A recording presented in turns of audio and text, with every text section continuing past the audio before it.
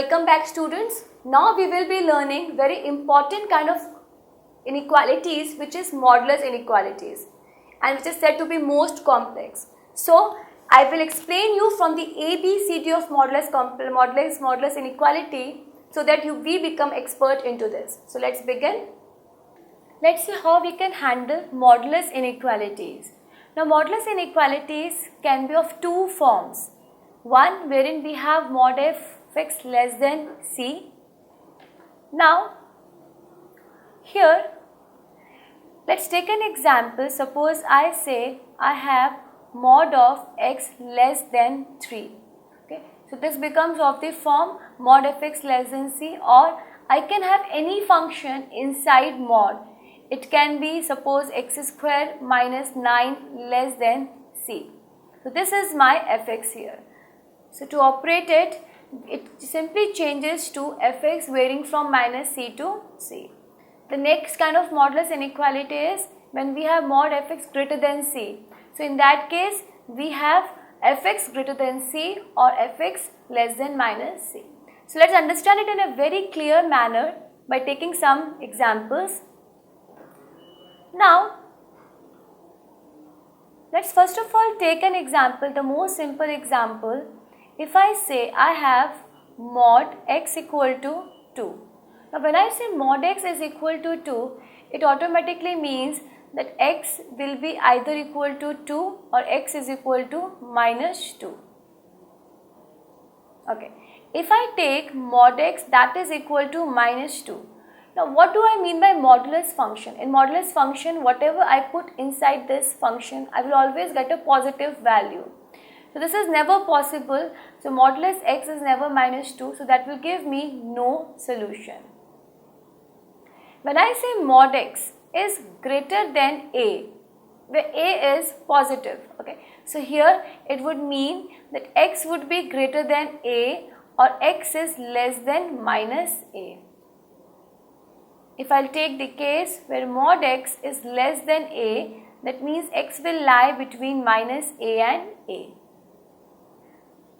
These two inequalities are very important, mod x greater than a and mod x less than a. If I say I have mod x greater than minus a, so in that case x will belongs to R, because in every time I will have it greater than negative number because it is always positive. However, if I say mod x is less than minus a, it is never possible. So no solution. So here I am assuming in these four cases that a is greater than 0. So this is how we handle different kind of modulus function.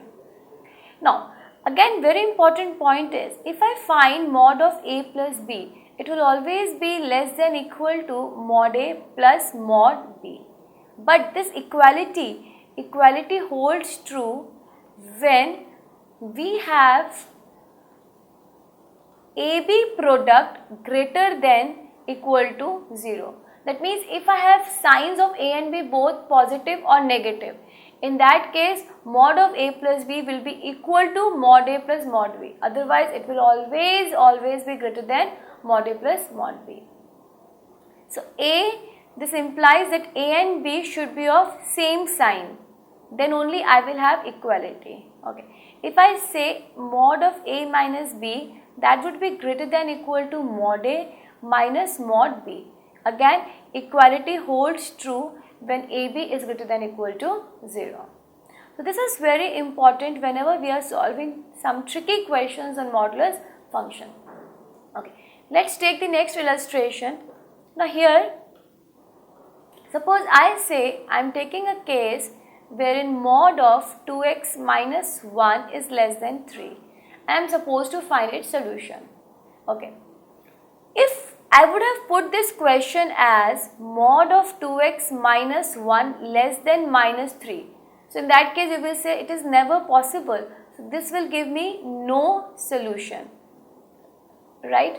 But now my question is mod of 2x minus 3 is less than 3. So this will be, the 2x minus 1 will be lying from minus 3 to 3. So now I can operate both of them. So I will add 1. So this become minus 2 less than 2x less than 4, or x lies between minus 1 and 2. This will give me the complete solution. Now, a small explanation, if I have an equality sign over here, no problem, then equality will continue everywhere and I will have x between minus 1 and 2 both. So, we have to be careful that which one we are operating, okay, if it is less than, equal to, so on. If I say I take a case wherein mod function is equal to something, suppose I say I have mod of 2x minus 1 is equal to 3. Yes, I can solve it. I can say that 2x minus 1 will either be equal to plus 3 or 2x minus 1 will be equal to minus 3. So, this will give me two solutions, x is equal to 2 from here and x equal to minus 1. So, this will give us two solutions.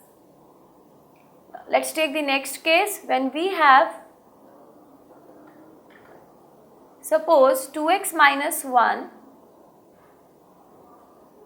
mod of 2x minus 1 greater than 3.